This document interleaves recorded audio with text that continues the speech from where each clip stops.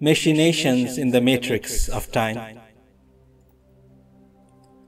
The fact that Project Kronos was named after the Lord of Time is terribly significant. In what sense was Bale really supposed to be decisive for the war, underquotes, Kriegssengstand? What kind of war? World War II as it is conventionally understood, or a hyperdimensional war for mastery over the space-time matrix? The first section of this chapter is a consideration of UFOs as flying time machines. This will lead us into philosophical discussion concerning the fabric of the cosmos and the nature of time continuum. It will be argued that the only way to defend the idea that we have at least some degree of free will, intentionality, or personal responsibility is to admit that the timeline is in fact revisable because we are living in a quantum computational cosmos. This information processing system stores past states of play in a way comparable to a computer running a video game. In other words, those time machines that we call UFOs, are actually matrix reprogramming devices engaged in a struggle to master the narrative of a cosmic game. Philip K. Dick suspected this when he suggested that we are living in a simulation, and he claimed that what we now call the Mandela effect is a glitch in the matrix. The language of simulation, is imprecise, since it falsely presupposes that there is some objective reality beyond the hyperdimensional game. Instead, considering the entire cosmos from the perspective of a quantum computational system which is interacting in a feedback loop with consciousness affords us a deeper understanding of how close encounters are experiences unbounded by the limitations of four-dimensional spacetime. In the second section of this chapter, we look at some empirical evidence for time travel taking place on a fairly regular basis. If UFOs are time machines, then they need bases that are deeply hidden in a geographical sense. But this basis would also have a signature that is detectable insofar as the time machines stationed there would warp the fabric of space-time around the basis. This is exactly what we find. The Skinwalker Ranch is, for example, a kind of Bermuda Triangle on land. So is the area around Point Pleasant, West Virginia. Close encounters with cryptids in both areas suggest that prehistoric beasts are accidentally wandering through tiers in spacetime that are being made by hyperdimensional technology employed by the bases that are likely to be situated at these locations. Subterranean and submarine UFO bases create local spatio-temporal anomalies that inadvertently disorient people who are wandering, unbeknown to them, in the environs of these hidden bases before they go missing. In the third and final section of this chapter, we see how some of these people eventually come back into phase with their point of origin in space-time, although they are often dead by the time they do so. Sadly, some are small children. Others never make it back, and we have evidence for their having gotten lost in another time. They leave behind objects that they had with them together with their own footprints, and these become shockingly anomalous parts of the geographical record that mainstream archaeology tries to disregard. Bigfoot or Sasquatch, which are cited in connection with UFOs, especially in these small locales where people sleep through cracks caused by the construction of these hyperdimensional bases, are probably pre-human hominins slipping forwards in time to our epoch from a period millions of years in the past.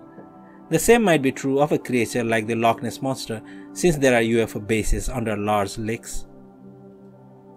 4.1 UFOs as time machines and matrix reprogrammers.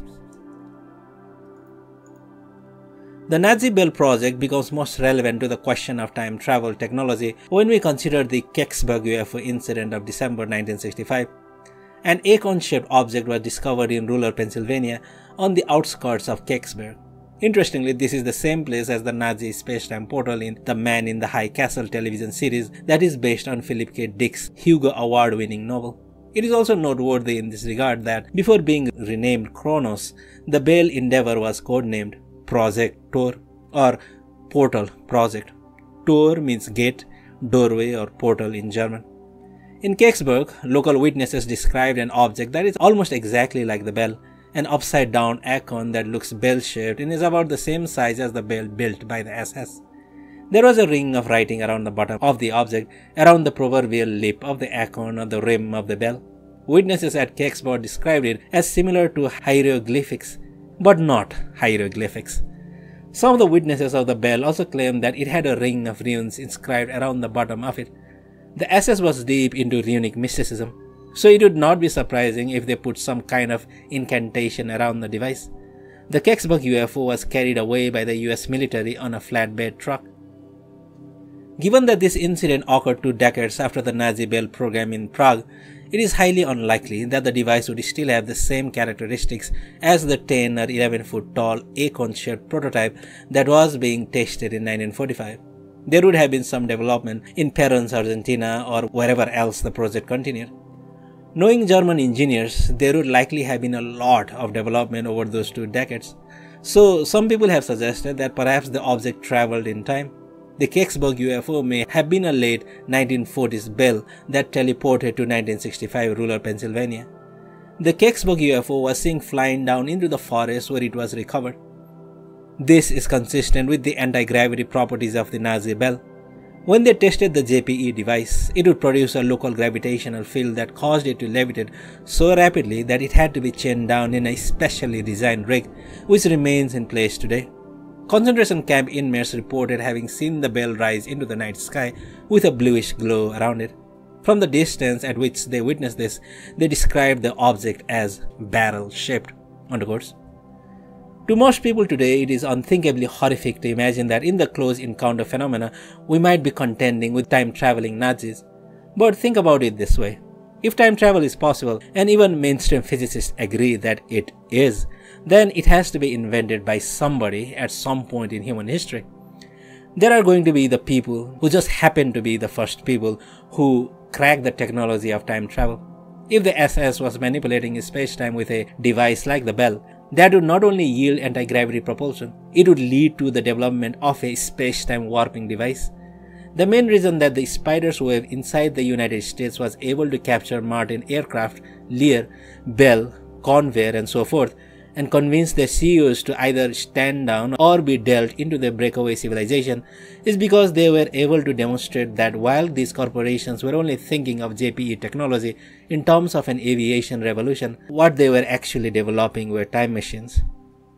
That would not be a technology that could be released to the public because Joe, Charlie and Mary Sue cannot be trusted with power over the time continuum and the capability to revise human history simply because they want to use foreknowledge of the stock market to get rich, or bring back a dead relative who met a premature demise in some tragedy, or go back and avoid making the most costly mistake of their lives. The development of time travel technology is by its very nature the ultimate secret project. It intrinsically demands the highest or deepest level of secrecy imaginable. In 1945, it was discovered by the Allied powers that the Germans were ahead of the United States and other top-tier countries in the world by about a decade in most areas of technology. As you have seen, their edge had been financed by sympathizers and facilitators in America, going back to what NIMSA was doing in California in the 1870s and in Illinois in 1890s, funded by J.P. Morgan. This Anglo-Saxon Germanic elite established the Third Reich's SS projects as its offshore Frankenstein's laboratory and then harvested its monstrous output at the war's end. Some of it was being further developed in Spain, some in Argentina, and some within the US military-industrial complex. Why would we not assume that these people were also a decade ahead of American aerospace companies in developing space-time warping mastery of gravity? Of course they would have been. Having set up the national security state in 1947, they were prepared to clamp down on these companies in 1959 so that the electrogravitics aircraft being discussed in the mainstream from 1954 to 1956 disappeared from consensus reality. The Aether physics that this technology was based on and that Tesla had embraced in his work from 1890 to 1940 also continued to be suppressed. It had to be, otherwise someone else might reinvent this technology based on it. Michael P. Masters, a professor of biological anthropology, has probably made the most sophisticated case to date for the time travel hypothesis for close encounters. His argument in Identified Flying Objects, a multidisciplinary scientific approach to the UFO phenomenon, is based on his specialization in human evolutionary anatomy, archaeology, and biomedicine. Masters advances 3 lines of reasoning in defense of his thesis. The first is an analysis of the morphology of putative aliens, in close encounters of the third and fourth kind. The second has to do with a consideration of the implications of a breeding and hybridization program in context of abductions. The third contemplates the physics of anti-gravity craft with a view to implications for time, considering the relationship between gravity, space, and time. Bringing this background in human evolutionary anatomy to bear on an analysis of the morphology of many beings sighted in connection with UFOs, including and especially by abductees, Masters concludes that there is no reason to believe that we are looking at aliens, underquotes. Rather, the feature of the classic grey face and the cranial structure, as well as the morphology of heads of other beings that are on a spectrum of this iconic image, actually suggest an extension of the evolutionary trajectory of human beings. When compared to an ape and to a grey, the human face and head are in a transitional state, somewhere in between the two in terms of a number of evolutionary markers. This is even true in the case of a comparison of an average face to that of those Nordics, underquotes, with elongated skulls, broader foreheads, larger eyes, and a flatter face. Increase in cranial capacity through elongation of the skull, which also makes eyes appear larger, is a trend in human evolution. This basic cranial flexing, underquotes, came about as a result of the change in our gait brought about by bipedalism.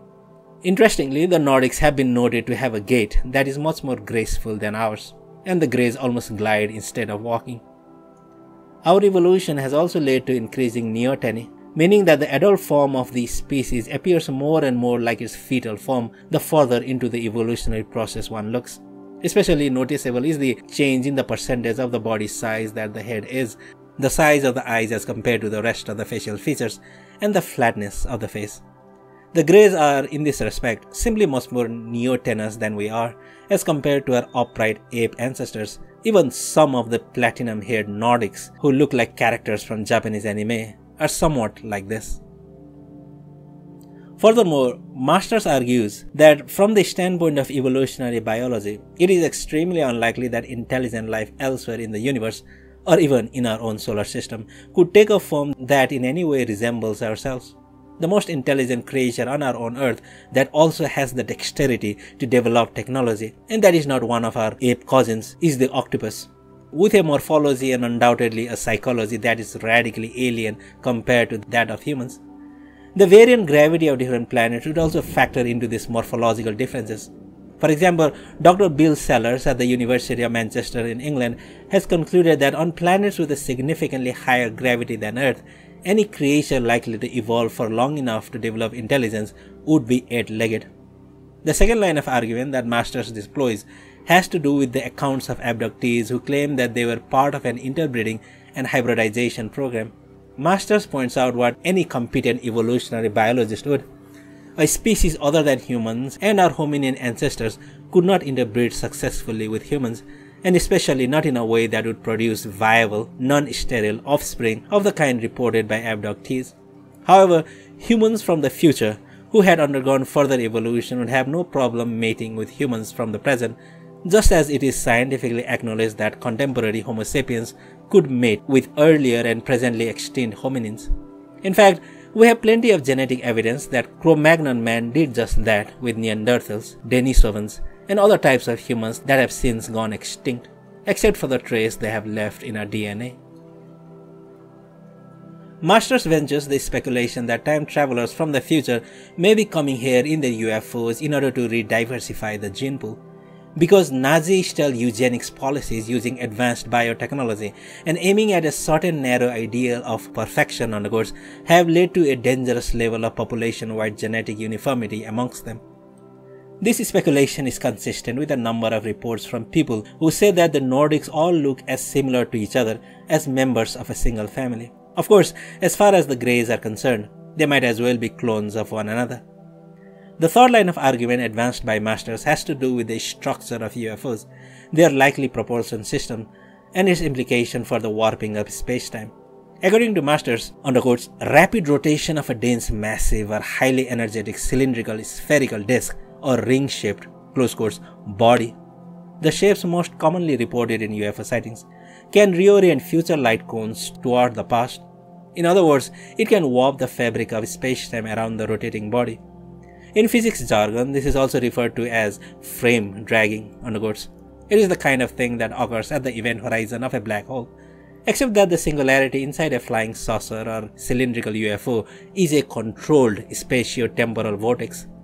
An increase in gravity, as in a supermassive black hole, should result in time dilation and ultimately in time reversal around the object, producing the local gravitational field by means of subjecting appropriate isotopes of certain elements to high speed and high energy electromagnetic torsion.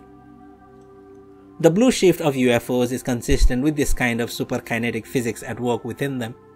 As Paul Hill has suspected, electromagnetism can be used to overcome the weaker gravitational force. This, in turn, means being able to manipulate space-time. UFOs are commonly observed to suddenly appear or disappear. This is a characteristic that is distinct from their capabilities to achieve extremely high speed and to have extraordinary maneuverability at those speeds, executing even right-angle turns.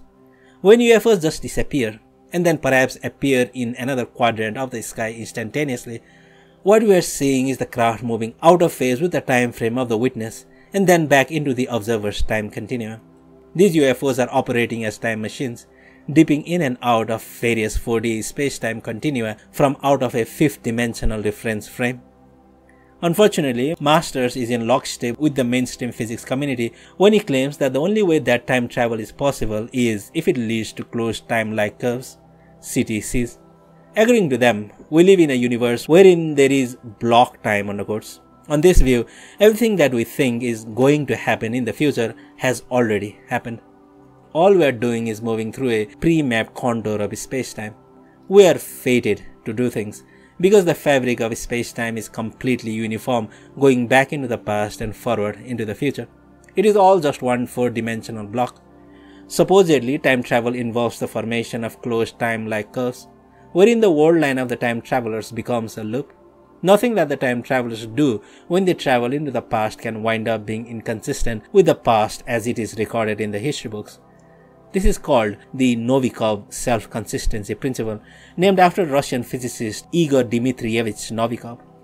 Spacetime is just going to necessarily work in a way that forces the time traveler to make true what we already know has happened in history. Again, it logically follows from this view that everything that we believe that we have a choice about in the future is equally predetermined and already part of the completed four-dimensional fabric of space-time.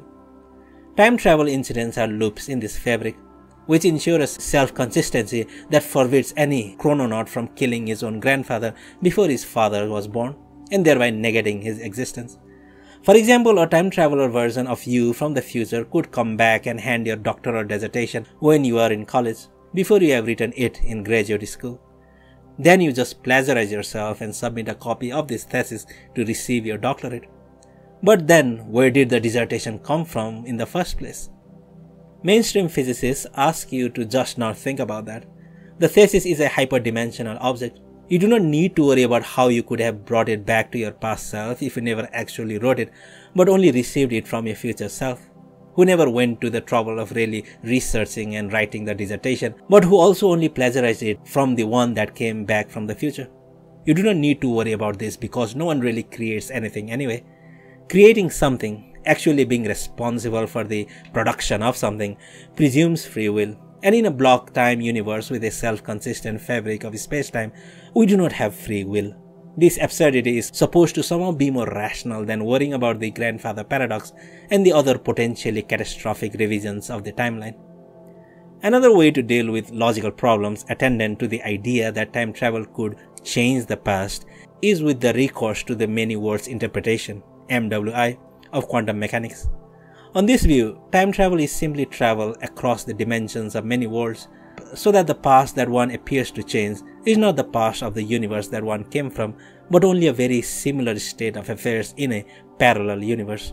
This also negates agency and personal responsibility in any meaningful sense for the following reasons.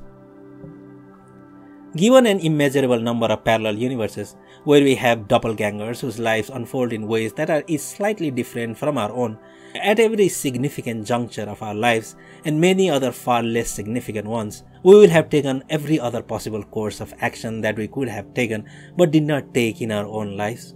This would reduce any and all human decision to absurd meaninglessness.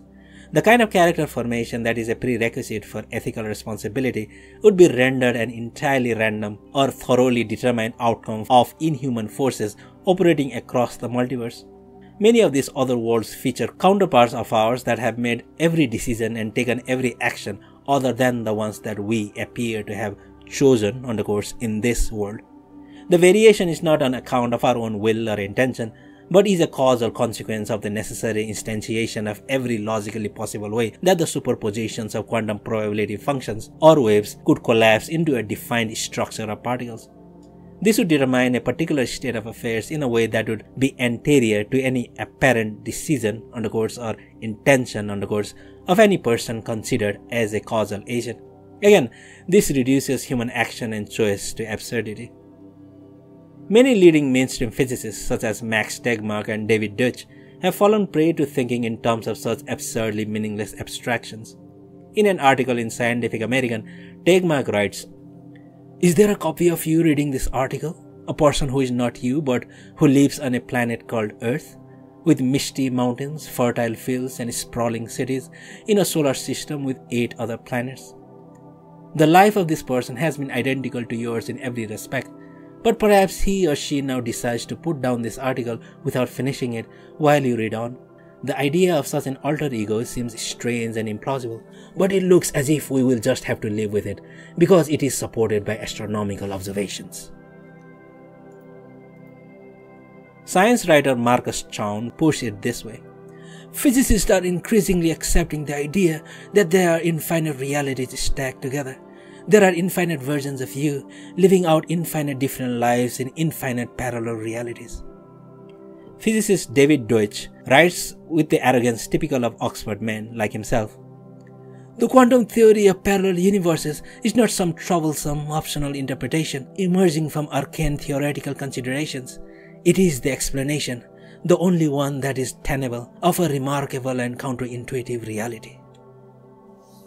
Actually, it is not the only explanation, and until Deutsch can explain how this interpretation of quantum theory can accommodate ESP and macro PK, we are entirely justified in dismissing a theory that totally negates our individual intentionality and personal responsibility as nothing more than an arcane, theoretical abstraction.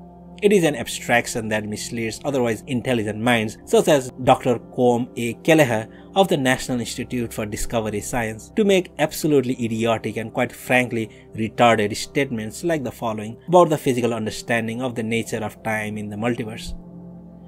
"There are universes where time runs backwards. The people there go to bed, then walk backwards through their day, taking off their pajamas and backwardly putting their suits and ties back on, walking in reverse back to their dinner tables, shuffling back to their cars, for the reverse drive from home to their workplace, and ultimately back to the moment when their alarm clock went off that morning. In such a world, clocks not only run backward, but water glasses that are accidentally dropped and shattered on a kitchen floor miraculously reassemble in the hands of the person who dropped them." This travesty is the kind of thing that happens when physicists are not given a training in philosophy and do not take the time to read thinkers like Martin Heidegger and Henry Bergson, who have written profound treatises on the ontology of temporality. Time can only flow forwards.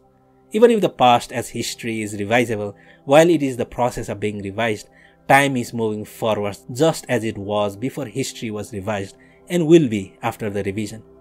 Certainly, no living system, let alone a society of human beings, could live if time were to flow backwards on the course. A statement which I put in quotes to signal its patent absurdity. Time is a phenomenon of consciousness, which has a forward-oriented existential structure that interprets the past in an anticipatory manner with a view to future aims and projections. Heidegger's Being and Time should be required reading for quantum physicists. Bergson's Time and Free Will probably should be also, together with his Creative Evolution. Readers who are interested in my explication of this text should consult chapters 6 and 7 of the Prometheus and Atlas.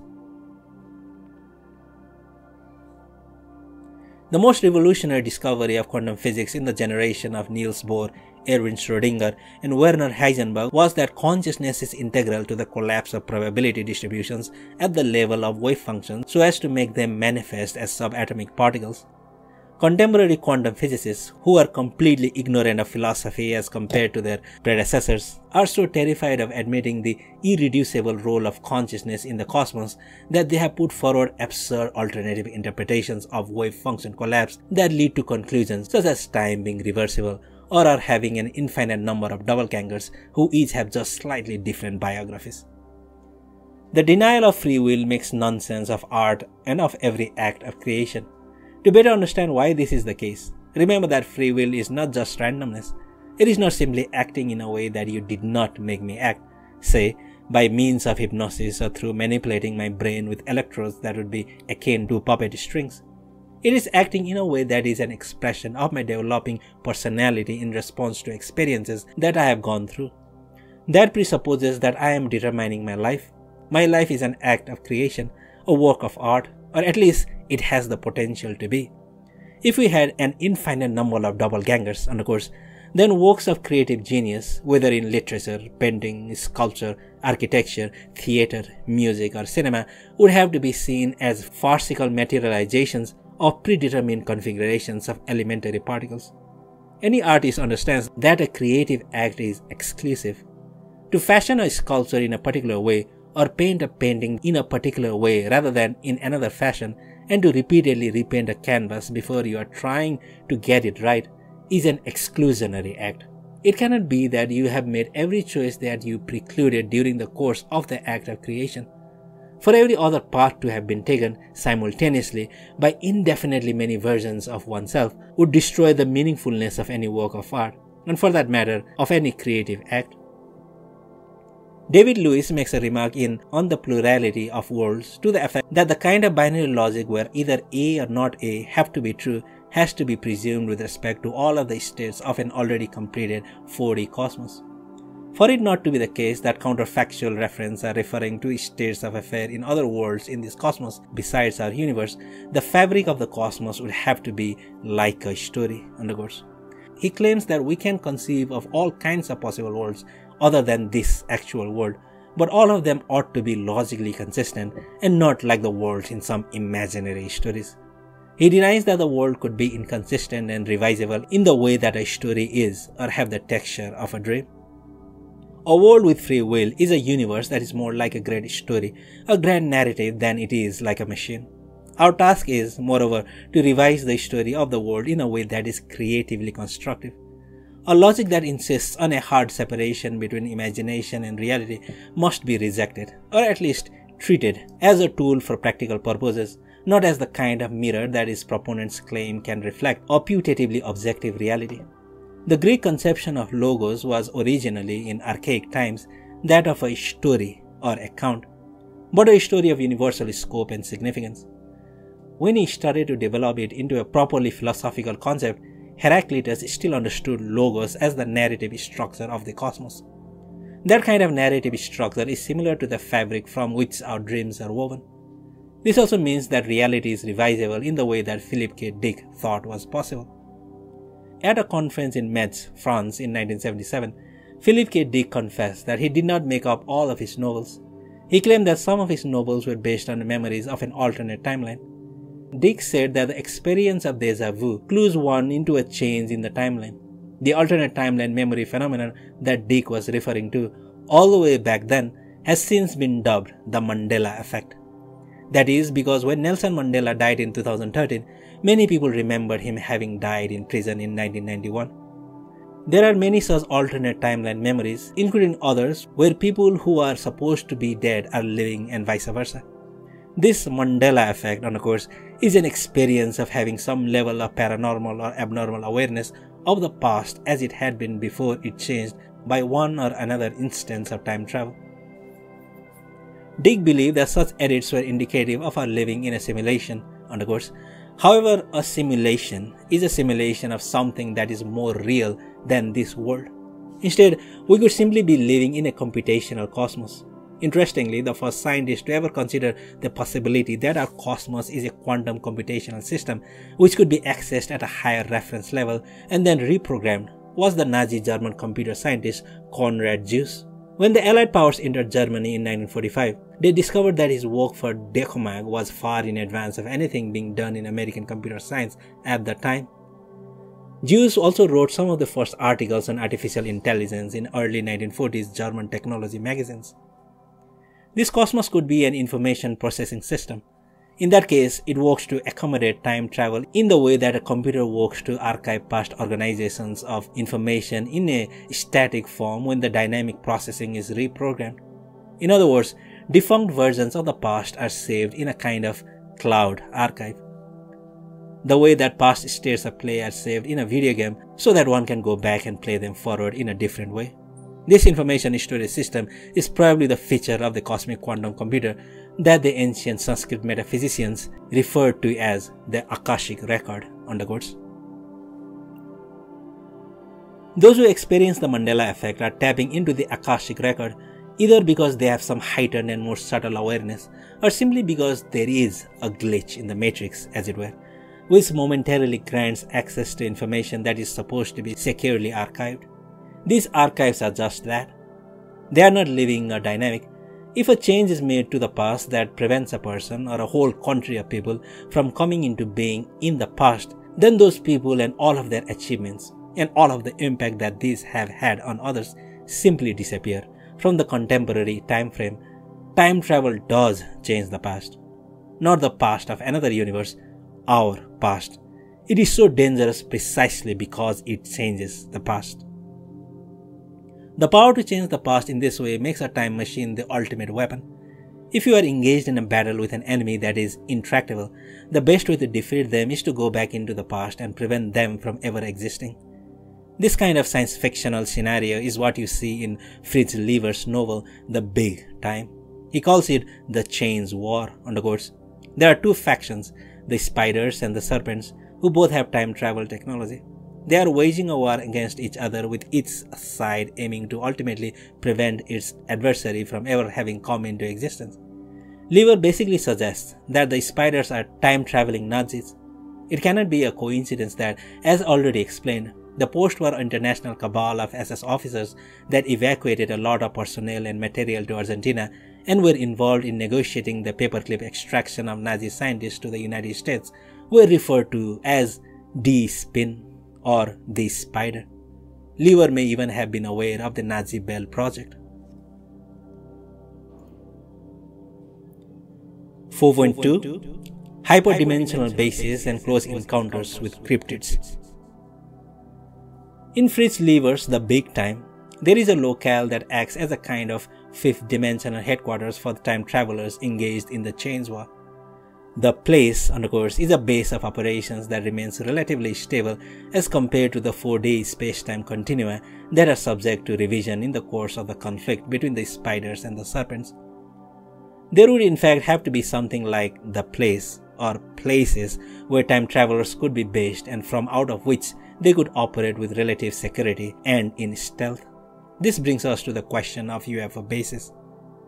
In order to wrap our minds around what kind of secret bases could be constructed by a time-traveling civilization, which by inserting itself deep into the past has potentially had millions of years of lead time, we would do well to consider the kinds of underground and underwater bases that the United States is capable of building. Of course, there is some overlap here insofar as the deepest layer of the American deep state is controlled by the breakaway civilization. But for the purposes of simply fathoming the scale of potential secret base construction, this overview will be limited to very well documented capabilities of the United States government as defined in the conventional terms, including projects that the Army Corps of Engineers or the US Navy and associated defense contractors have planned and executed for decades now. The main motivation for American underground and underwater base development was obviously the prospect of nuclear war with the Soviet Union. Nuclear technology was closely associated with these facilities. First of all, the very deep underground bases were intended not only to be invulnerable to the nuclear strikes, but also were designed to act as staging grounds for a subterranean second strike capability. These bases would be interlinked by a transcontinental subterranean maglev train system. Closely connected to this capability were nuclear tunnel boring devices that were developed in the 1970s and that, in addition to playing a significant role in the construction of the bases themselves, would also be capable of boring tubular tunnels from out of the bases and up to the surface after all silos and other ground-based nuclear assets had been destroyed by the enemy. These tubes would be used to launch ICBMs stored in tunnels at the underground bases in a stash separated from the silo-based system. Third, underground bases would be constructed not just in the continental shelf, but even far out in the bottom of the ocean, inside rocky ridges, and those would be accessible by means of nuclear-powered submarines armed with nuclear missiles. We will look at all of these designs. Whether or not they are all actually developed, each and every one of them was definitely within the engineering capabilities and budgetary parameters of the USA by 1985, almost 40 years ago now. It is reasonable to suspect that the Russians had similar capabilities and probably still do, though perhaps not quite at the same level of sophistication and on the same scale as America could achieve through its military-industrial complex. A 1982 report from the US National Committee on Tunneling Technology, NCTT, details the plans for a network of subterranean strategic missile bases. These would be constructed underneath mountains. They would have elevators large enough to load huge trucks onto them. The sites would be chosen based on what mountainous location has a basalt cap rock covering relatively uniform but very low strength rock. The deeply buried base would connect to a pre-constructed and hardened path of partial egress toward the surface. Nuclear-powered tunnel boring machines, see below, would be positioned in this tunnel so that in the event of a nuclear attack, they would excavate the rest of the egress and break through to the surface. The full length of this egress tunnel would then be used as an improvised ICBM launch tube. In 1982, NCTT report suggested a network of bases at 3,500 feet beneath the surface of the Earth, connected by tunnels. The bases would be interlinked by a subterranean maglev train system extending through more than 2,000 miles of tunnels. So as to be self-enclosed and self-sustaining for as long as possible, these bases would be powered by liquid metal-cooled nuclear reactors. Obviously, these power uses at the bases would generate a lot of heat. The bases would be cooled by heat sinks 250 feet tall by 50 feet in diameter. It is also worthy of note that the underground bases would communicate with planes in the air, not by means of any radio, satellite or other technology that might be taken out in a nuclear war, but by the means of extremely low frequency ELF waves that would be propagated through the Earth itself from a buried dipole antenna near the base to a trailing wire antenna on designated aircraft. The corporations involved in various aspects of the base construction included the Robbins Company, United Technologies, Bell Aerospace Textron, BDM, and Earth Technology. The maglev train system connecting the bases was supposed to be built as a joint venture between the Army Corps of Engineers, the U.S. Department of Transportation, the U.S. Department of Energy, and any or more of the three corporations whose proposals were being considered: Bechtel Corporation, Morrison-Knudsen, and Parsons-Brinckerhoff. Construction of this gargantuan project was estimated to take only 5 years and was slated for 1988 through 1993. The total budget was in the tens, not hundreds of billions of dollars. While that is not inexpensive, compare it to the $3 trillion that was burned to occupy Iraq from 2003 to 2011, based on the false claim that Saddam Hussein had weapons of mass destruction and was involved with Al-Qaeda. We can only speculate as to whether and to what extent the collapse of the Soviet Union from 1989 to 1991 impacted the execution of these plans, but that is beside the point, which is simply that these were executable designs in mid-1980s America. The tunnel boring technology for this project merits consideration in its own right, especially with a view to the construction of the UFO bases, because the same machinery could be used to tunnel on the moon. In fact, it was conceived of by Los Alamos National Laboratory and NASA for that purpose, back when the United States was still planning to colonize the moon. As a side note, consider that in 1986, Los Alamos was projecting a maximum of $2.3 trillion price tag to get such a tunnel boring technology up to the moon, and never forget the $3 trillion burned in Iraq.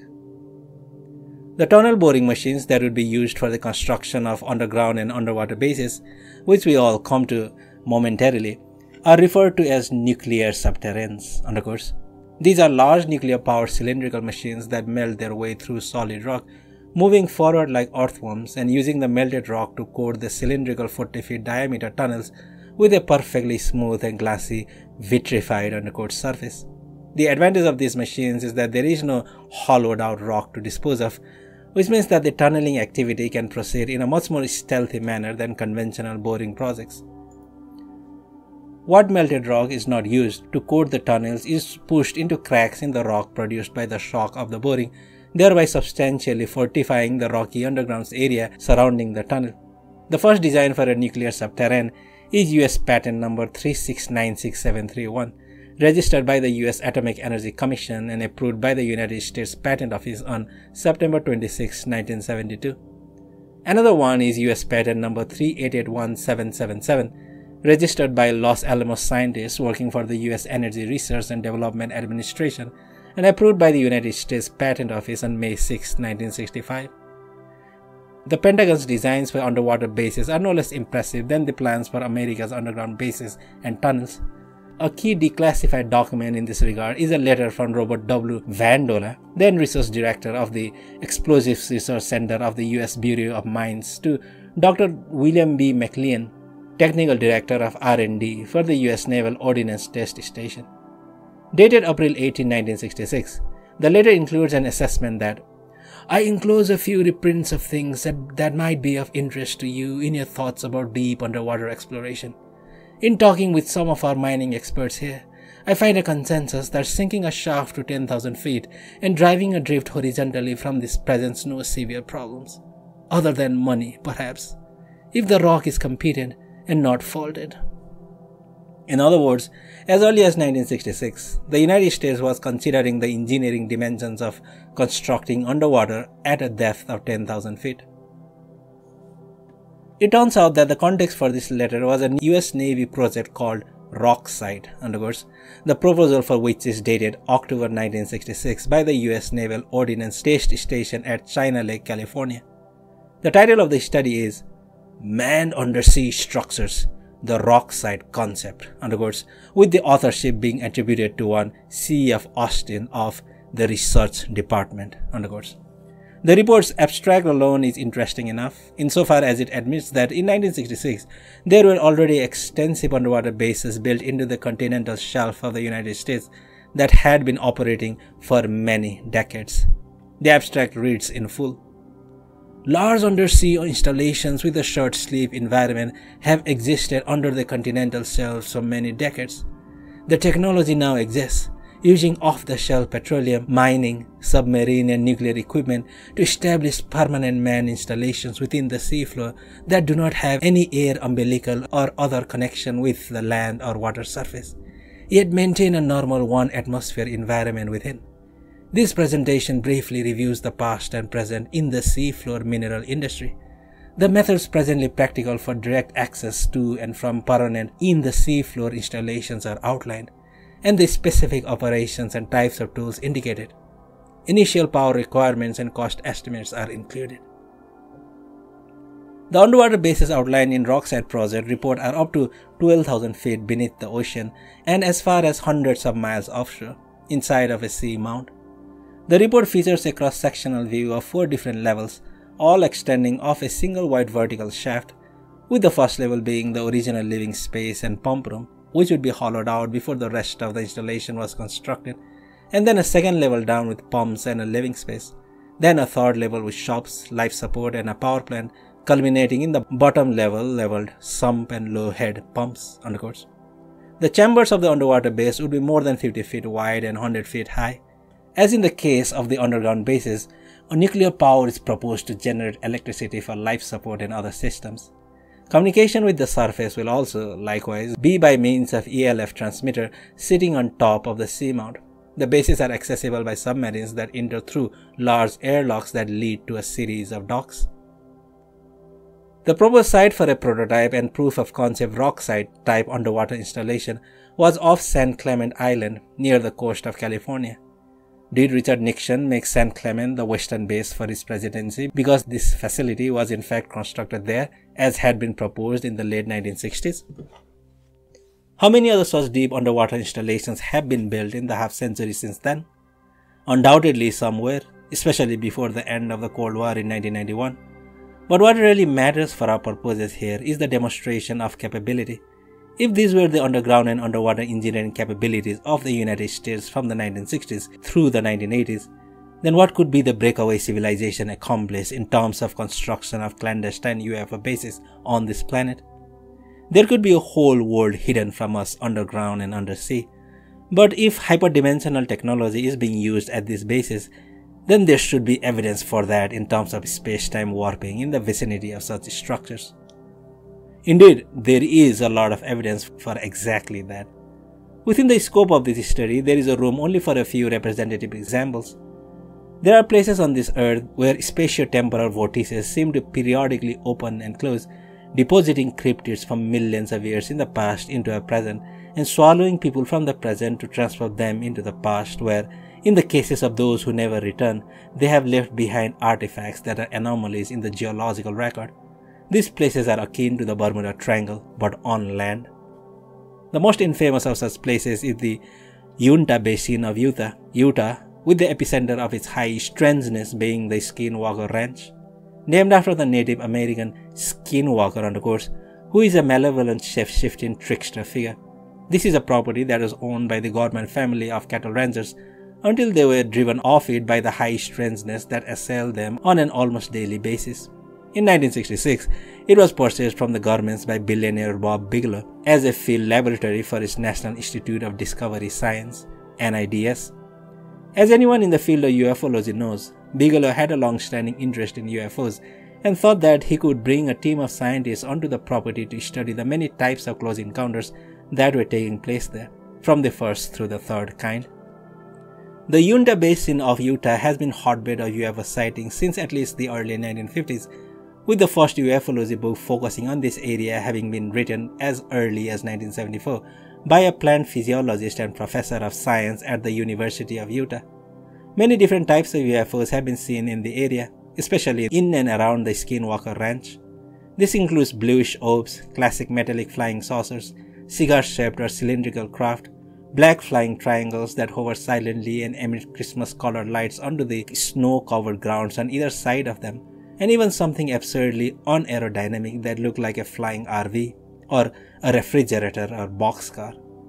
To the great detriment of the Gorman family, who was almost bankrupted, these UFOs are associated with the kind of high-precision and enigmatically stealthy cattle mutilations discussed in Chapter 2.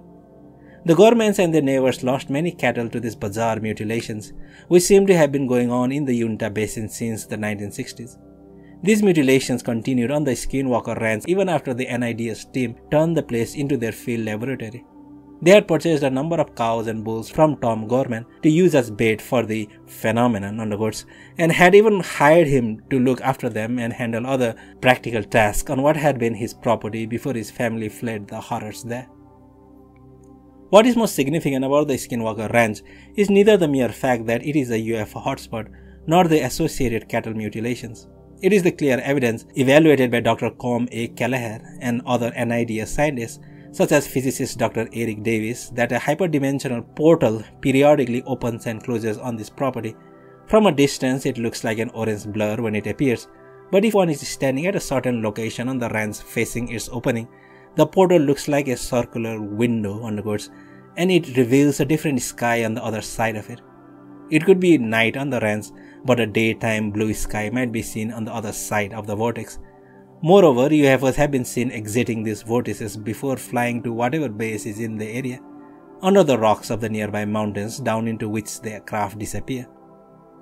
People on the ranch have heard loud machinery-type sounds that seem to be coming from the underground, and the UFO activity and mutilations spike whenever anyone on the ranch disturbs the ground by, for example, using dynamite to remove tree stumps.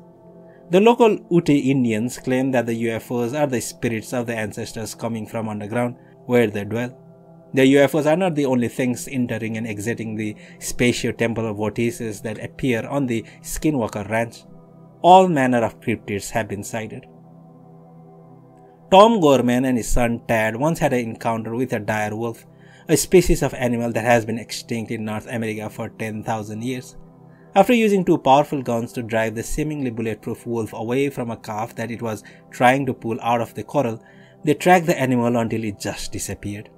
Tom Gorman's wife Ellen later saw the dire wolf or another one like it. The prehistoric animal was so huge that it had to bend its head down to breathe on her car window. On one occasion, one of Gorman's Angus cows was spooked by something, potentially a predator, and its tracks could be seen in the snow just suddenly vanishing, as if the cow went into one of these vortices. At considerable financial loss to Gorman, it was never seen again, dead or alive.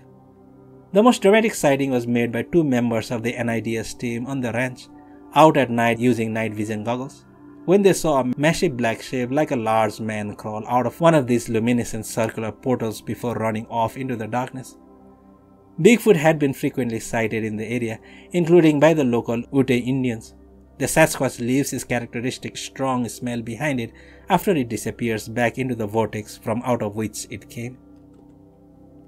One Bigfoot encounter that is relevant to the hyperdimensional phenomenology of the Skinwalker Ranch, but that occurred elsewhere, is worthy of note here. In 1975, Ron Moorhead recorded audio of a Bigfoot at a hunting camp between Yosemite and Tahoe. Scientific analysis revealed that the sounds were a lower frequency than humans' vocalizations, and based on the pitch, the humanoid creature's height was estimated to be between 7 feet 3 inches and 8 feet tall. Dr. R. Lynn Kirlin, professor of electrical engineering at the University of Wyoming, who analyzed the recording, came to the conclusion that there was no indication of speed alteration pre-recording or re-recording of the tape. The audio is especially compelling because the hunters that recorded it are excitedly talking over one another, and the Sasquatch is also talking over them at times.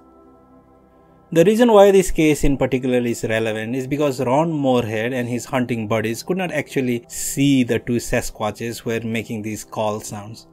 It was as if they were on the other side of some vortex or portal through which sound was traveling. The hunters once also heard that what sounded like the entire camp being torn apart and things being tossed around, but nothing was actually moving, at least not on their side of this invisible portal. Moorhead and others have also seen UFOs in the area. One of them was the same size that the moon appears in the night sky, so that before it was recognized as a UFO, there appeared to be two moons. It flew down into the forest and never came back up again. In July of 2016, Ron and his wife Carrie were in a tent when an elongated white light about 3 feet long, shaped like a Star Wars lightsaber, just started moving through the trees in the forest in what appeared to them to be a perfectly controlled manner, before disappearing into thin air. Hunters at the camp have also heard something that sounded like a huge tuning fork overhead. Point Pleasant, West Virginia, is another place where there are suggestions that cryptids, such as Bigfoot, are coming here through spatio-temporal portals that open and close in the vicinity of the UFO bases. Like the Uintah Basin, this part of West Virginia is rife with UFO sightings. One of the most spectacular took place in March of 1966, when Mrs. Kelly was waiting in her car near Point Pleasant School where she was going to pick up her children.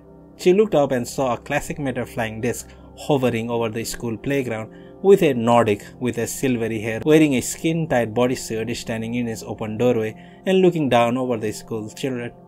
One driver on State Route 66 in West Virginia on the evening of October 7, 1966 saw a light coming out of a hillside in the Appalachian Mountains, when the perfectly silent object caught up with him and hovered about 400 feet above the highway. He said he could see that it had windows below a certain glowing light. Oddly enough, the flying boxcar type UFO sighted on Skinwalker Ranch has been seen here as well, to the great puzzlement of locals who cannot understand how such a thing can just hover in the air without any visible means of propulsion. There have also been numerous mutilations around Point Pleasant, not just of cattle but also of dogs and horses, in the typical style associated with UFO hotspots. Precise surgical incisions, cadavers drained of blood, only selective organs missing, not the ones that a predator would take, and so forth. We knew that UFOs have often been entering and exiting rivers, and Point Pleasant is located at the point of convergence of two rivers. It is also near the Appalachian Mountains. The geographical features of this site make it a perfect location for a UFO base, perhaps one built under the Appalachians with subterranean access to the Ohio River. These UFOs have often been seen simply dematerializing, as if they are suddenly phasing out of our time continuum. Interestingly, the local Indians have always avoided this area like the plague. In principle, it would be an excellent place to settle, given the natural resources and terrain. But for some reason, they spread out in every direction around this part of West Virginia, but left the region of Point Pleasant unoccupied, claiming that it was cursed. There are strange stone ruins in the area which were not built by the Indians but by a legendary race of tall white people with large eyes who, according to Indian legends, lived in sophisticated houses.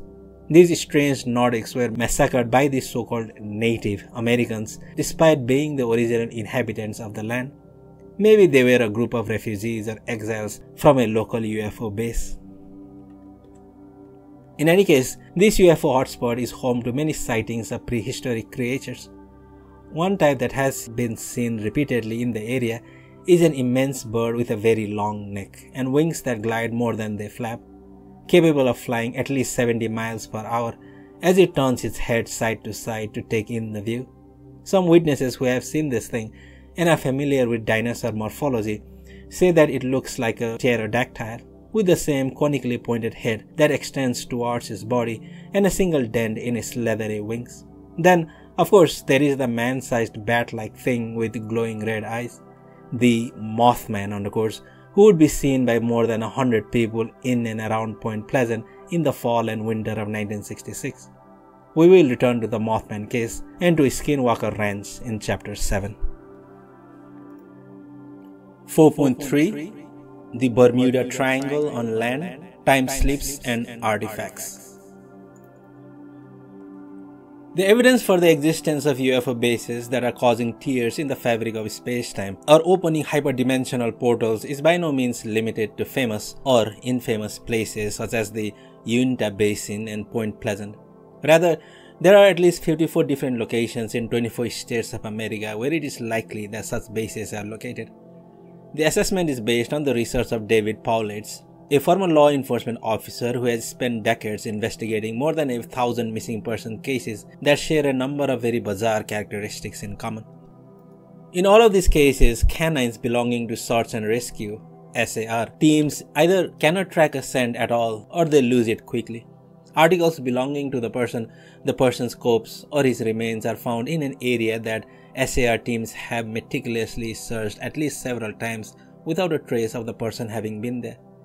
Once any articles or remains are discovered, it becomes clear that the person removed some or all of his clothing or shoes, even if the weather was freezing, and with no sign that the removal was the work of a wild animal or that an animal had attacked the person. Related to this is that in most cases of this kind, when a corpse is found, the coroner cannot determine the cause of death. Often it is simply listed as exposure, without any actual evidence of exposure, and even in cases that take place in hot summer months. These people go missing most often in an area where there are granite boulder fields and where there is water nearby, such as a river, lake, or creek. Anywhere from 3 to 80 known cases of missing persons are clustered together at any one of the 54 hotspots identified by Pauletz. Almost all of them are in or near national forests. These are the areas that are guaranteed not to become the sites of housing developments or industrial complexes.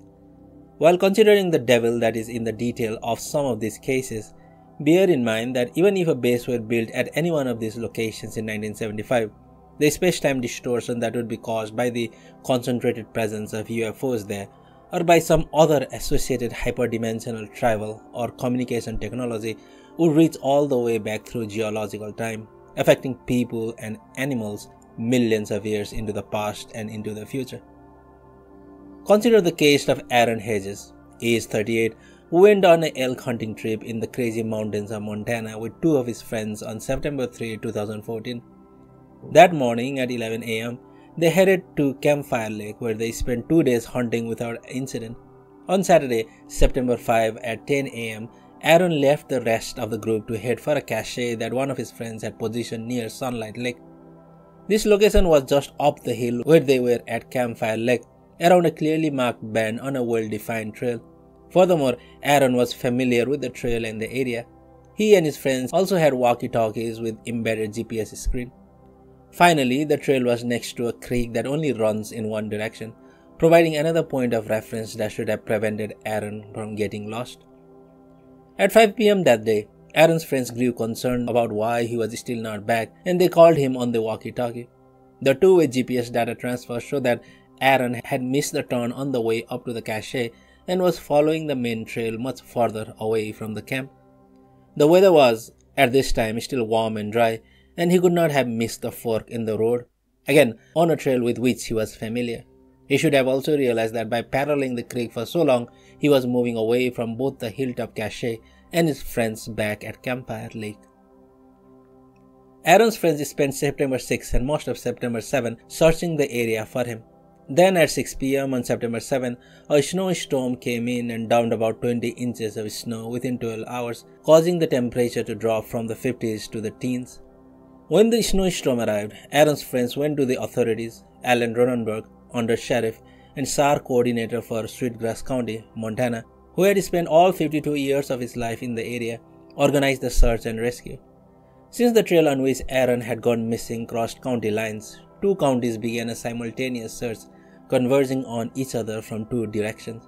The search began on the night of September 7 and would ultimately include 60 ground searchers, 20 canine teams, and 2 helicopters. The first thing that the SAR team noticed was that Aaron's footprints were nowhere to be found in the fresh snow, nor could the canines pick up any track. On September 9, the second full day of the SAR effort, Aaron's boots were found neatly placed side by side with a water bladder next to him. Why would he take his boots off in the snow? If it was because he had hypothermia, how likely is it that he would get very far without his boots in an area full of sharp and loose granite boulders? Just off the trail, a fire pit was also found, with a partially burned fire bundle in it, together with a singed cigarette container that was of the same brand that Aaron smoked. Finally, there were also 2 vest belts that Aaron appeared to have cut off his backpack. What is most worthy of note that this was 2 days into the search, and a day or 2 earlier the SAR teams had already been to the spot where these items were found, but none of them had been there. This suggested that Aaron, without boots, was still wandering around in the area without being noticed by the many searchers. The dogs could not pick up a scent anywhere, nor did the SAR teams find any other trace of Aaron before the formal search ended on September 22. 9 months later, on June 22, 2015, the owners of the Ryan homestead found an orange vest and a backpack with Aaron's hunting license in it, on a ridge overlooking their property. There were uneaten snack bars inside the backpack, which had been very purposefully leaned up against a tree. Aaron's gun was also placed there, loaded with ammunition. He had discarded it without ever firing the gun to signal for help. His hunting bow was alongside the backpack and the rifle. When the Ryan family reported the discovery of these items, SAR coordinator Ronenberg led a new search in the area. This search discovered an open thermos with its cup set atop a rock, next to which an open energy drink was also sitting on the ground. From the place where these items were found, Aaron would have been able to overlook Ryan homestead buildings and the nearby road that led down to them.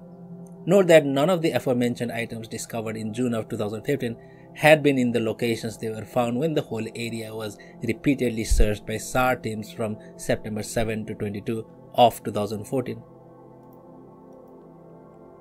On August 8, 2016, another 23 months later, and almost 2 years since his disappearance, Aaron's skull and a pelvis bone was found underneath a dead tree, together with his cell phone and his jacket. The information on the cell phone was not recoverable. These items were not far from where the backpack, gun, thermos, and so forth had been found in the June of 2015. That means that, from the perspective of our perception of time, Aaron was probably still alive and wandering around the same area in June, 9 months after the SAR teams had given up after discovering hardly anything but his boots. Wandering for 9 months without boots? What had he been eating? Apparently not the unopened snacks in his backpack or any game that could have been shot with the unused bullets in his hunting rifle. His remains were 11 miles from his last seen location and 6 miles from where his boots were found. But he did not just walk down to the Ryan homestead that is clearly visible from the ridge that he was sitting on at the rock where he was sipping tea from his thermos. Why? Because from Aaron's perspective, the homestead probably was not there yet. Big Timber, Montana is an agricultural and mining community that dates back to the mid-19th century. Aaron was probably looking out over empty land where the Ryan buildings are now located. At the moment he took the wrong turn on the trail up to the cache on September 5, Aaron was probably already severely disoriented by the same kind of electromagnetic forces that disorient many people who have close encounters and report missing time. The reason that the SAR teams and their canines could not find a trace of him is because he was not here, or rather not then. That is also the reason why Aaron was able to cover so much ground without his boot on in a snowstorm, where, or rather when, he was wandering around the crazy mountains of Montana. There was no snow, and it was probably too warm to keep his boots on. This is also why he discarded his jacket.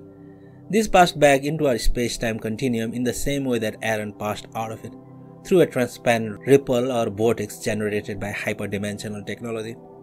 The reason that there are granite boulders and water at all of the locations of paranormal missing persons cases of this kind is probably because UFO bases are carved out of granite mountains or are situated under lakes or use rivers to navigate and could otherwise use a nearby water source.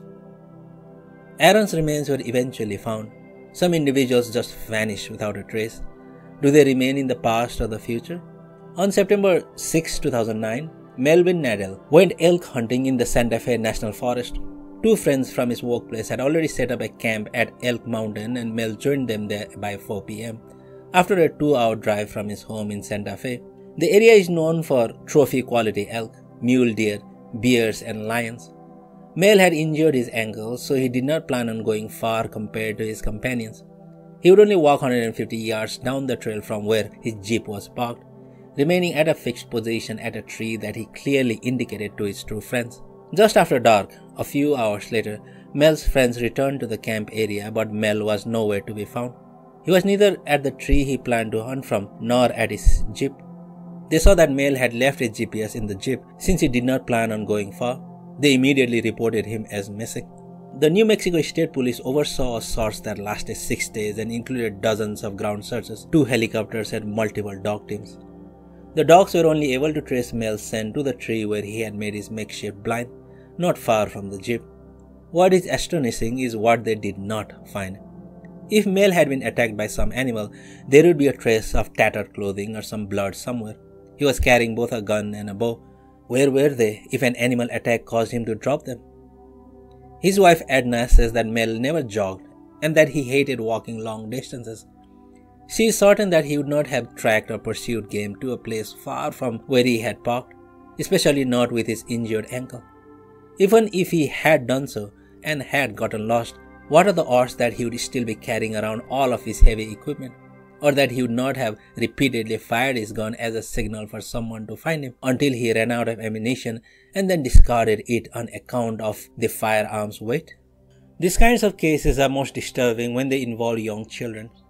On August 15, 1958, Bobby Bishop, aged 10, disappeared at a summer camp that is right on the border of Rocky Mountain National Park. It is worthy of note that Camp St. Malo in Estes Valley, Colorado, was founded by a Catholic priest who saw a meteor on the course in the area one night in 1960, but could not find the object when he traced its trajectory of descent to somewhere near a creek on the slopes of Mount Meeker. Father Joseph Bassetti had a large hilltop statue of Jesus erected here and was responsible for the construction of a chapel, St. Catherine of Siena, as well as the St. Malo Catholic Boys Camp. Was it really just a meteor with no visible impact point that inspired him to do all this? Bobby Bishop wore a hearing aid because he was partially deaf. He liked to fish, which is what he was doing at 6 p.m. on August 15 when a camp counselor approached him at the creek up behind the camp to tell him that it was dinner time. Bobby followed the counselor on the clearly marked and very well defined downhill trail to the camp. The two were never separate by more than 15 to 20 feet. 1 minute Bobby was there. The next minute the counselor turned around again to see that the boy had vanished.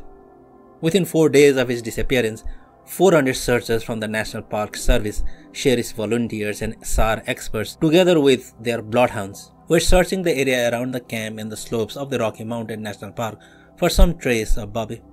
They found nothing whatsoever, not a trace. An air patrol dropped 5,000 leaflets over 200 square miles in the area, each one printed with the words, "Mother and father love you. We need you. Mother is sick. She needs you at home. We love you." Bobby was not there to read the leaflets. The search, which lasted for 9 days, was terminated on August 25. 3 of the counselors who had been part of the search for the whole 9 days returned to work at Camp St. Malo the following summer. One day when they were walking up the side of Mount Meeker through a boulder field that is 2,000 feet higher in elevation than the camp, they saw a hearing aid and bits of clothing on the rocks. Further inspection of this area uncovered Bobby Bijav's remains in a ravine that had been thoroughly searched by experts, not once but no less than 3 times during the 9-day SAR effort. Consider that only an expert hiker could have scaled the boulder fields to this spot near the mountain top, a couple of thousand feet above the summer camp. It bears repeating that the trail down the creek where Bobby was fishing and where the counselor retrieved him, down to Camp St. Malo, was a clearly marked and easy to tread downhill path to a place with food and rest. Bobby could not have lost his way and just wandered up to where his remains were found. Maybe the meteor picked Bobby and dropped him there sometime after the search for him was over. At least there was eventually closure for his family. Many of the children who vanished in these places are never found. The FBI appears to know about these paranormal disappearance cases, but the Bureau is unwilling to share its information. Consider the case of Thomas Messick of Horicon, New York, with which the FBI was involved. Messick was an airborne ranger, a hunting instructor and a survivalist instructor. He was also 82 years old and not likely to wander off too far by himself. On November 15, 2015, Thomas and 3 other hunters, Al, Sid and Joe, formed a line in the woods along Lily Pond Road to Brant Lake, New York, with Thomas having been the hunter farthest in the line from the pond. Another group, consisting of the sons of these men, were driving on a nearby road with the aim of pushing wildlife toward the hunters. As usual, Messick had a walkie-talkie, a rifle with 3 or 4 bullets, and a snack. Nobody spotted any game during the 2-hour hunt. When Al, Sid and Joe returned to the parked car at the pre-designated time, Thomas Messick was not there. They immediately began searching for him. It was not long before they were firing shots into the air in addition to hollering in every direction. After sunset at 7:34 p.m., the men and their sons split up, with 3 remaining in the area of the hunt overnight to search for Thomas, and 3 going back to the camp that men had all come from. The ones who remained at the hunt site drove around with their lights on, honking their horns, shouting and firing more shots. The formal search for Thomas Messick began the next day. On September 16, the SAR team of 300 men on the ground consisted of the New York State Forest Rangers and the New York State Corrections officers with their dogs. They were joined by the Air National Guard in choppers and planes overhead, using infrared sights to search the woods. There were also police helicopters. They made a grave of bump lines that were so finely meshed that the whole area of the forest was crisscrossed by what looked like spiderwebs, with men searching every inch of ground within these stringed enclosures. The SAR teams also waded into swamps, chest deep, and they thoroughly searched all the streams nearby. The formal search went on for 2 months until November 26. No trace of Messick was ever found, not even the wrapper of his candy bar. The first thing that the first searchers to arrive at the site noticed was that there were no animals around. None at all. This stretch of forest is usually populated by squirrels, chipmunks, deer, and other wildlife. Instead, in the area where Messick went missing, there was a dead silence and not an animal in sight. This kind of deathly silence is often reported by people who have close encounters. It immediately precedes the appearance of a UFO, especially in the countryside, and the area does not come back to life with its characteristic sounds until the close encounter with a craft or associated beings has come to an end. Also worthy of note in this regard is that Sid very briefly heard a strange noise during the hunt that, despite being an experienced hunter and outdoorsman, he is at a loss to identify. All he can say is that amidst the deathly silence that settled around the 4 men that day, he heard a sudden loud sound that gave him the impression of a huge trap snapping shut. There are hundreds of cases like this, or even more bizarre than this one. The FBI appears to have an archive of them because 2 agents from the Bureau showed up on the 4th day of the search for Thomas Messick. They took extensive notes and wrote reports. David Paulides, with his background in law enforcement, was able to determine these reports are sent to the archives of the FBI's Behavioral Analysis Unit at Quantico, Virginia. There, apparently, the FBI has archives of many such paranormal disappearances going back to at least the 1960s. However, the Bureau refuses to disclose any of that information, just as they declined making any comment on the Thomas Messick case. The Bureau is not alone in being evasive on this subject. Out of the 400 national parks in the United States, not one of them admits to keeping a list of the people who have gone missing on the grounds over the years. The US Secretary of the Interior, whose department manages these parks, also denies that such a list exists at the federal level. That is very unlikely. What is far more likely is that if such a list were released, national park attendance would plummet because people would be horrified at how many men, women, and children mysteriously vanish in these parks every year, under circumstances as strange as those of the cases reviewed thus far. Let us look at one more high strangeness case of this kind. Haley Zega was hiking with her grandparents in a wilderness area of Newton, Arizona on April 29, 2001. At 11:30 a.m., she fell behind them and disappeared. Haley was found alive 51 hours later. She said that while she was lost, she had met another girl who helped her survive. Zega's description of this other girl perfectly matched the profile of a woman who had disappeared on the same trail and was found dead there 23 years earlier. While it is possible that Haley encountered this other woman's ghost, what is more likely is that the flesh and blood woman who helped her survive for those 51 hours was not dead yet. Haley probably could not be found in the present because she slipped 23 years into the past, to the time when the woman was also lost in the same trail. Or maybe for a while they both wound up in a time that was not their own. It figures that if people are slipping through spatio-temporal vortices into other times, including the prehistoric past, they would leave objects behind them that would become anomalous artifacts in the fossil record. That is exactly what we find. Most of the reports of such finds in mainstream newspapers and journals are from the period before the Darwinian evolutionary paradigm was embraced as the orthodox creed of the scientific establishment. Subsequent to that, such findings have generally been marginalized or explained away in unlikely terms in order to avoid committing heresy. The Times, London, ran a story on June 22, 1844 about a gold thread that is clearly the product of workmanship, which was discovered at a quarry a quarter of a mile from Rutherford Mill, embedded in stone that is between 320 and 360 million years old. That is not the only gold thread that has been discovered in rock that predates human evolution. As reported in the Morrisonville Times on June 11, 1891, a gold chain was found in the carboniferous lump of coal. As the coal lump was broken open, the ends of the chain that was revealed were clearly embedded into the two separate pieces of the broken coal. According to the Illinois State Geological Survey, the coal in which this gold chain was found is anywhere between 260 and 320 million years old. On June 5, 1852, Scientific American ran a story titled "The Relic of a Bygone Age" about a zinc-silver alloyed metal vase 4.5 inches high by 6.5 inches at its base and 2.5 inches at its top, which was discovered by Dorchester, Massachusetts, inside rock that is more than 600 million years old. The rock was blasted by explosives, which split the vase down the middle, with each side embedded in a separate piece of this type of Precambrian rock. The vase features an intricate design on its surface, which is perhaps a floral motif inlaid with pure silver.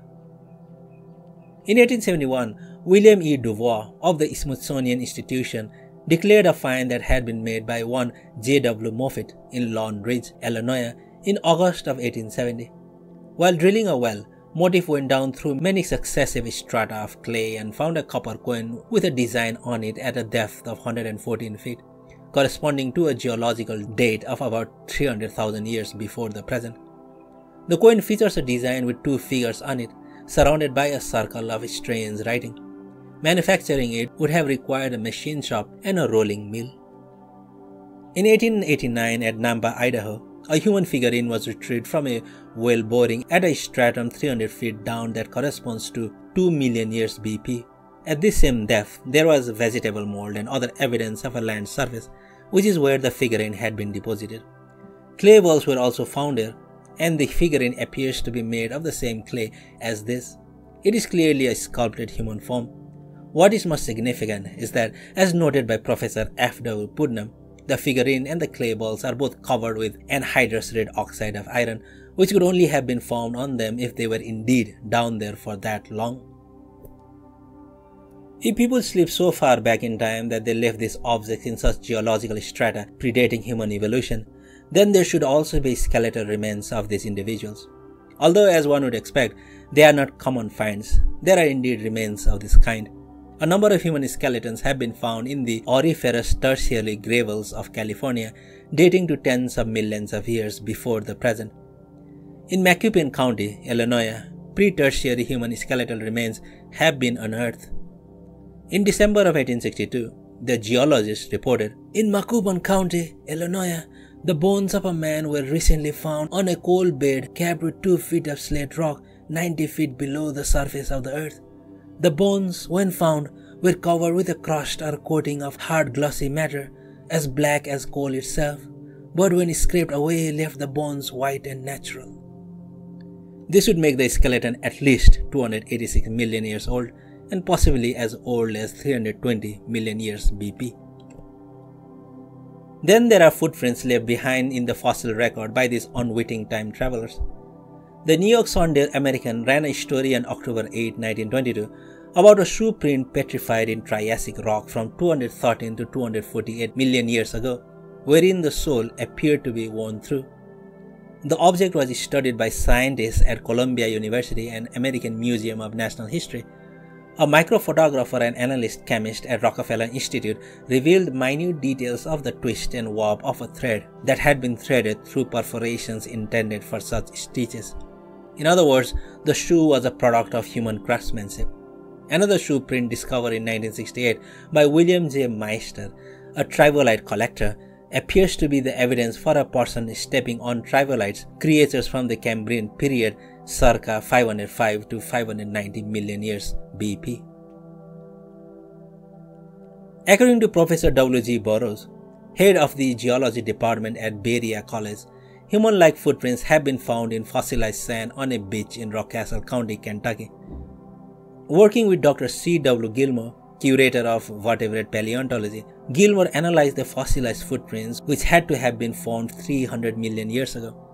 The analysis included photomicrograph enlargement and infrared photography, both of which revealed that the fossilized sand grains are compacted and closer together underneath the heel and arch of the apparently human foot that made the print than the grains that surround the print. This analysis also ruled out that the apparent prints could be carvings, an assessment that Ken Previet, a sculptor brought onto the team, concurred with on account of the absence of any artificial cutting or carving marks. Similar prints have also been found in Pennsylvania and Missouri. The most intriguing anomalous human footprint is one that was reported on by the Moscow News in 1983, edition number 24, page 10. The discovery of a human footprint next to that of a three-toed dinosaur embedded in Jurassic rock that is 150 million years old was made in the Turkmen Soviet Socialist Republic, now Turkmenistan, of the USSR. If people are slipping far enough back in time to make footprints next to those of dinosaurs, then dinosaurs should occasionally come through the same vortices into our time. Indeed, the potential pterodactyl sightings above are not the only sightings of dinosaurs. Land-based dinosaurs were reported roaming around Texas in 1969, a state which not incidentally has one of the highest concentrations of dinosaur fossils in the world, and also in Italy in 1970, where Italian police actually searched a whole mountain range after people witnessed having seen the creatures there. It does stand to reason, however, that the majority of dinosaur sightings would be those of flying dinosaurs or those who lived in bodies of water, like the plesiosaurs seen at Loch Ness or in Lake Champlain, because the land surface that ground-based dinosaurs tread on has been pulled under layers of geological strata. Consequently, dinosaurs that pass through vortices in the air or spatio-temporal tears inside the bodies of water, such as in the Bermuda Triangle, are the ones most likely to transit in and out of our epoch. There is a series of extremely strange correlations between the aforementioned types of mysterious disappearances at various areas in the United States and the dates of disappearances in the infamous Bermuda Triangle. Yes, you read that correctly, and yes, it does get this weird. Here are a few examples. On July 8, 1968, Karen Cooney disappears in Corry, Pennsylvania, the same day as Cessna 180 with the serial number N944MH, carrying 2 people, goes missing between Grand Bahama and West Palm Beach. On April 30, 1978, Chris Vigil vanishes without a trace in the mountains of northern Colorado, just as a Cessna 172, with creepy name Nye disappears in the Bermuda Triangle off the coast of Dillon, South Carolina. On September 6, 2002, Theresa Smith disappears in the mountains of Deckers, Colorado. On the same day, a Piper Pony 1977 with serial number N59684 vanishes into the Bermuda Triangle together with its pilot, southeast of Nassau in the Bahamas. On November 5, 1982, Richard Peterson goes missing in Delmont, New Jersey. The three persons on board a Beechcraft 65B-80 join Peterson in the fifth dimension while flying from Fort Lauderdale to Eleuthera Island in the Bahamas. If there is a causal factor in these correlations, what could it be? It has long been suspected by ufologists and other paranormal researchers that the Bermuda Triangle features some kind of portal, vortex or tear in space-time. What if this is the product of a submarine base, and correlations represent a transfer of material and personnel from this Bermuda Triangle base to other underground bases in various parts of the United States by means of a hyperdimensional technology that warps the local space-time fabric when in use?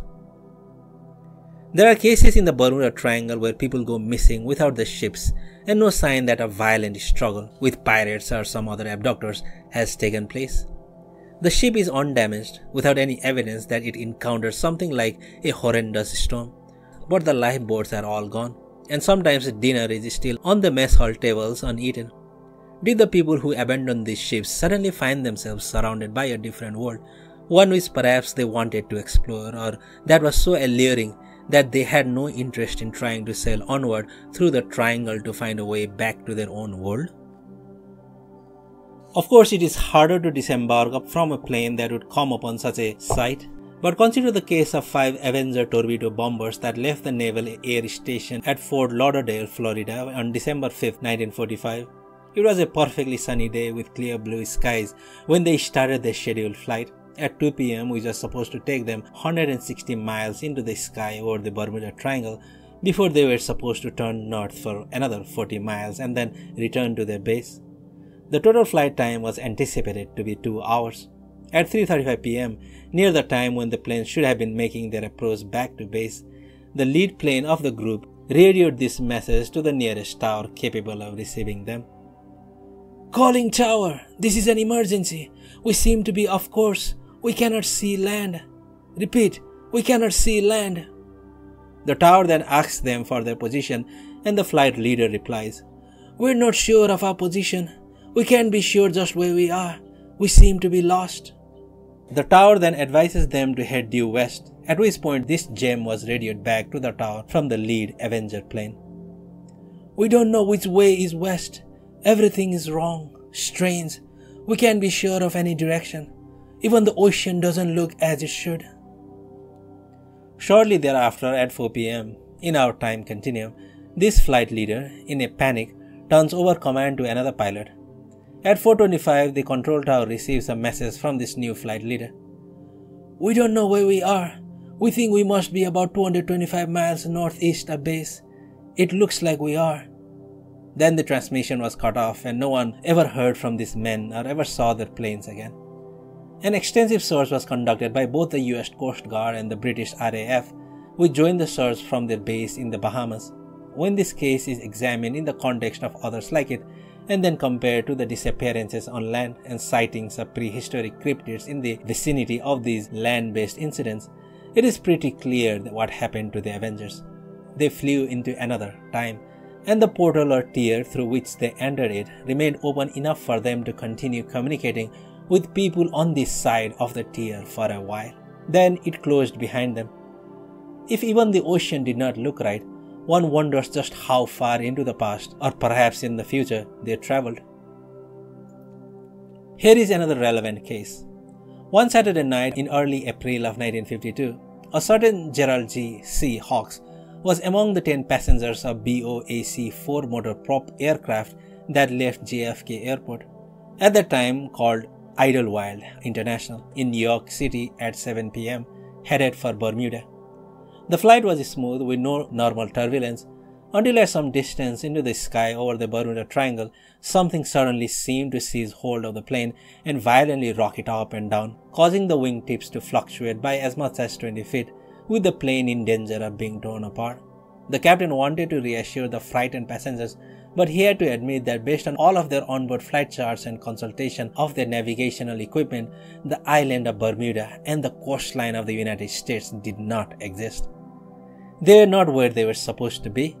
The situation went on for hours as the plane expended a dangerous amount of fuel flying over an alien Atlantic Ocean while trying to reach anyone, anywhere on radio. Apparently, radio had not been invented yet, or perhaps it had become defunct together with some extinction of humanity, because no one on any coastline or island could pick up the captain's transmissions. Then all of a sudden, the plane was able to reach Bermuda on the radio and regain its bearings. Hawk's traveling companion, a colleague who was a surgeon in New York City, vouched for his account of what happened on that flight. Then there are the planes that, instead of being sucked into a vortex for hours, wind up arriving at their destination on one or another side of the triangle earlier than expected. So much earlier that tailwinds cannot be the cause, especially when no such high velocity winds are recorded by the onboard equipment of a plane, and when the plane's speedometer does not register the aircraft ever having achieved the speed that would have been required to so drastically cut short the flight time. In his extensive study of the Bermuda Triangle, Gian Quasar speculates that we may be dealing with a zero-point energy technology that is operating somewhere beneath the Great Bahama Bank, from out of which the islands of Bimini, Andros, Nassau, and the Great Bahama emerge. Quasar thinks that a significant alteration of or deviation from the Earth's gravitational field produced by an electromagnetic device may be causing a curvature of space-time in the triangle. The vortex produced by the torsion that such a device employs would be invisible to us because we can only see along electromagnetic wavelengths. With the alteration in the curvature of space-time being imperceptible to us, planes or ships would simply seem to disappear into such a vortex. However, from inside the vortex, such a device would produce the metallic-looking electronic fog undercourse that many who have survived an uncanny journey through the triangle have reported accompanying their plane. Quasar speculates that just the way that we send sound and images via radio and television, a civilization with JPE technology might be able to open up hyperdimensional channels for information transfer or teleportation of objects. With reference to Nick Cook's research on the Nazi bell, Quasar notes the similarities between the experimental protocol used by the scientists in the Project Kronos and the descriptions that Edgar Cayce offered of the power and propulsion technology of the denizens of Atlantis. Cayce claims that Atlantis was where the Bermuda Triangle is now, and that part of it would eventually be excavated at Bimini. A megalithic stone wall or paved road was indeed subsequently found there. In his descriptions of Atlantean technology, Cayce curiously parallels certain features of the Project Kronos test facility near Prague, such as the non-conducive tiles that had to be placed around a device that overcame gravity through vortex kinesis. According to Cayce, the misuse of this dangerously powerful technology significantly contributed to the catastrophic destruction and sinking of Atlantis. Quasar wonders whether still active Atlantean technology at the bottom of the Sargasso Sea could be responsible for wreaking havoc with ships and aircraft. Why does he assume that the Atlanteans are gone and that they merely left such machinery behind? Who, then, are the UFO or USO pilots that so frequently emerge from the Atlantic Ocean or submerge back into it? Why not a still active Atlantean base in the Bermuda Triangle? For that matter, what was Atlantis anyway, and what connection does it have to UFOs and time travel?